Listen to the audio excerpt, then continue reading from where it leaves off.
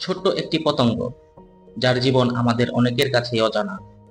আমরা তাকে দেখি শুধু মধু সংগ্রহ করতে, কিন্তু তার জীবনের প্রতিটি মুহূর্ত একটি মহাকাব্য।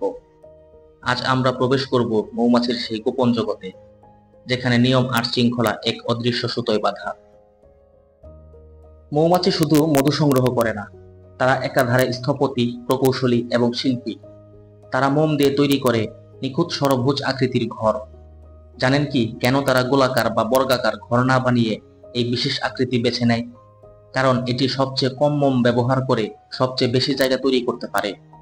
এটি প্রকৃতির এক অসাধারণ জ্যামিতিক নিদর্শন। একটি মৌচাক আসলে একটি সুশৃঙ্খল সমাজ। এখানে রয়েছে কঠোর নিয়ম ও দায়িত্ব বন্টন। রানী মৌমাছি শুধু ডিম পারে, আর পুরুষ মৌমাছির একমাত্র কাজ প্রজননে সাহায্য করা। কিন্তু সমাজের মূল চালিকা শক্তি হলো কর্মী মৌমাছি, যারা শুধু মধু সংগ্রহ করে না, তারা মৌচাক পরিষ্কার রাখে, বাচ্চাদের খাওয়ায়, আর শত্রুর হাত থেকে রক্ষা করে। এমনকি তারা একে অপরের সাথে নৃত্যের মাধ্যমে যোগাযোগ করে, যাকে বলা হয় ওয়াগল ড্যান্স। মৌমাছি শুধু আমাদের মধু দেয় না, তারা আমাদের জীবনের অবিচ্ছেদ্য অংশ। দুঃখের বিষয় হলো কীটনাশকের যথেচ্ছ ব্যবহার আর জলবায়ু পরিবর্তনের কারণে মৌমাছির সংখ্যা দিন দিন কমে যাচ্ছে। এই ছোট্ট বন্ধুরা আজ হুমকির মুখে। আমাদের নিজেদের অস্তিত্বের জন্যই তাদের রক্ষা করা জরুরি।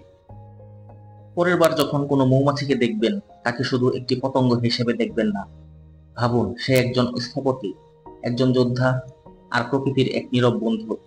আসুন তাদের বাঁচিয়ে রাখার জন্য আমরা সবাই সচেতন হই।